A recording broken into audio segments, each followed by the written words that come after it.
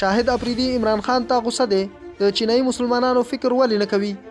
د پاکستان کرکټ ملي لوبډلې پخوانی لوبغاړی شاهد افریدي په چین کې له مسلمانانو سره پر زور زیاتی خفګان ښکاره کړی دی او د پاکستان لومړی وزیر عمران خان ته ویلي دي که د نړۍ د مسلمانانو یا مسلمان ملت خبره کوي نو ولې د چین مسلمانانو لپاره غږ نه پورته کوي. هغه همداراز له عمران خان غوښتنه کړې ده چې ژر تر ژره د چین له حکومت سره په دې اړه خبرې وکړي. هغه وایي چې عمران خان ته پکار دی چې د غیور مسلمانانو د ښه ژوند لپاره یو څه وکړي. د یکشنبې په ورځ شاهد افریدي په خپل ټویټر ولیکل چې کله هم د چین د غیور مسلمانانو په وړاندې د ظلمونو خبر واورم نو سخت خفه شم. زه غواړم چې عمران خان دی د دې پر ضد غږ پورته کړي. هغه وایي چې عمران خان د مسلمان ملت د یو ځای کولو خبره کوي نو د چین مسلمانان هم د مسلمان ملت برخه ده. د یادولو دا چې په چین کې له ډېرې مودې راهیسې د غیور مسلمانانو سره د چینایي حکومت له لوري سخت ظلمونه روان دي.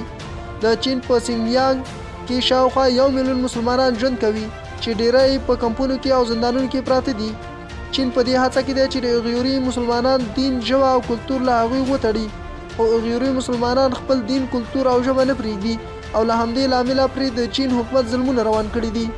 بل لوري ته په تیرو څو ورځو کې یو پاکستانی وزیر نه چې رسنیو پوښتنه وکړه چې د فلسطین او کشمیر د مسلمانانو لپاره چغې وهي نو په ګاونډ کې پروت چین د غیري مسلمانانو لپاره ولې غږ نه پورته کوي. نو هغه په جواب کې ورته وویل چې په چین کې مسلمانان ډیر ښه ژوند تیروي او دا هر څه دروغ دي چې خلک یې د چین د بدنامولو لپاره کوي.